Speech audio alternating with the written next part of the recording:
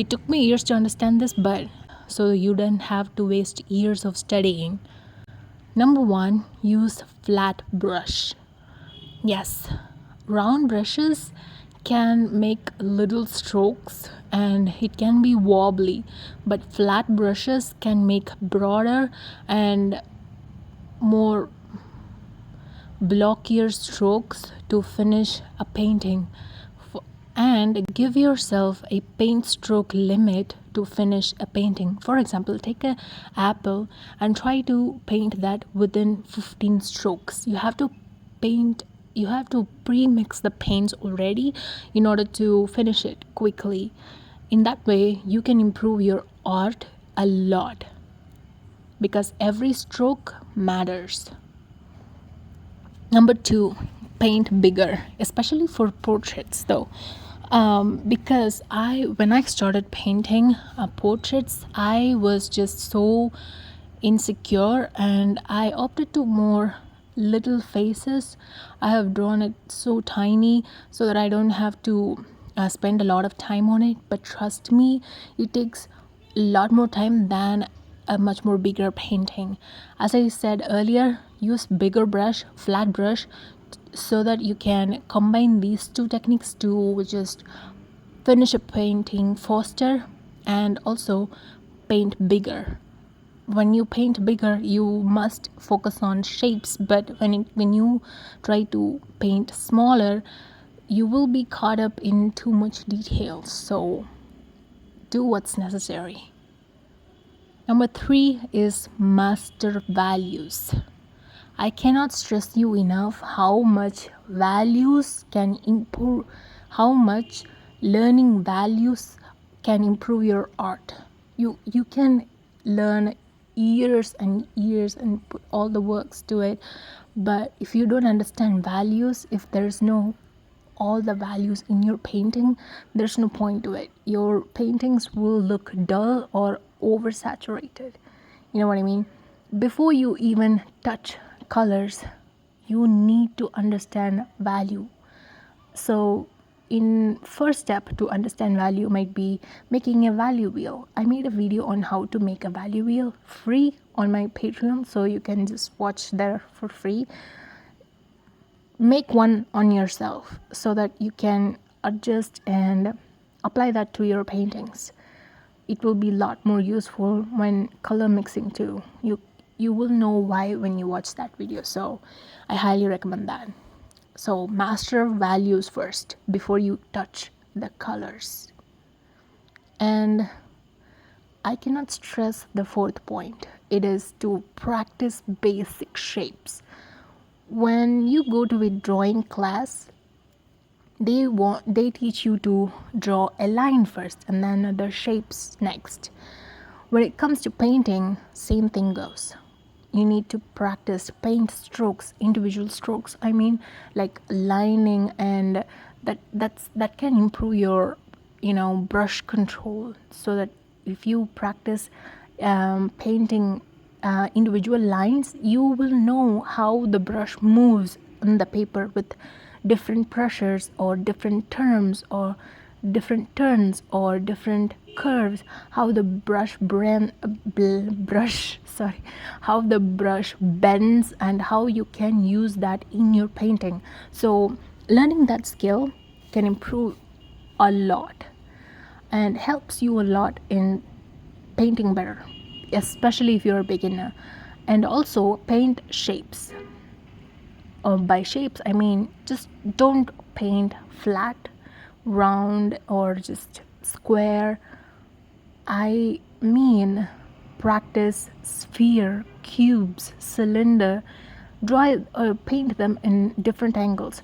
For quick improvement, take watercolor. Even if you're going to use different medium for your professional paintings, but use watercolor for the study because it's just quick and it dries fast and it is a lot more easier. You just don't need a ton of equipments or anything. Just take a paper and then take a brush, water, and then take a black paint. That's it. Dilute the black paint to achieve really light values and go darker for take more paint, less water for the darker values. That's how I study. I still do study values for basic shapes. It will help you a lot, especially also if you want to improve a lot in portrait. You can practice azaro heads. Azaro. I don't know how to pronounce that, but oh my god, that can be applicable to any kind of portrait you will be painting in the future. It just teaches you how face has different forms, and how each planes face has different planes, and how each plane can modify according to the light source. You need to really practice the azaro heads in black and white. Just take a white and black paint and use the values, just the values. It is a wonderful study to make if you want to improve a lot in your painting. I do this all the time, and I highly recommend you to do that. When you do it, you will understand why I am stressing that too much, because azaro heads just blew my mind. You don't even have to watch 100 million painting tutorials on YouTube or wherever you want to learn. Just painting azaro heads with just black and white paint mixed, and it will be a lot more helpful in learning values, and also understanding the light source, also understanding the different planes on the face of a human face. So it had changed my life. So I highly recommend that if you want to improve your portraits 10 times faster. And the last but not the least part is just paint the dark parts first. Oh my god, I wish someone have told me this before, because that changed a whole thing when it comes to painting portraits. Because I just start with the light value. Oh my god, yes, I start with the light value because I paint with gouache, obviously, because I can't just make the darker parts really lighter when it comes to gouache, because it is partially forgiving, not like watercolor, which doesn't give any forgives. But you know what I mean, if you use gouache. But paint the darker ones first, so that you won't end up having a pale or duller portrait. Because whenever I painted the darks later on, my painting looked so dull that the only highlighted area was the hair and the eyebrows. Oh my god, it looked like a honey bunny. Oh, fun! It looked so funny, and I just wanted to tear that off. I would have spent like 2 to 3 hours of painting just to look like a clown. So please draw the hair first. Even if it is messy, just put the black paint on the paper, or the darkest brown, or whatever that is.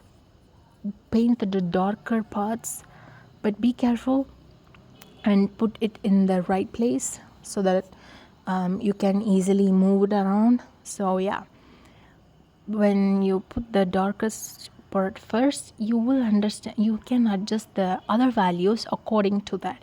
You can paint more vibrant, you can just boldly paint more vibrant, more thicker, more darker colors. You will get the confidence immediately when you just apply that technique. If you are not doing it, please try it and let me know how these tips generally help you in your painting. So yeah, I'll see you in my next video.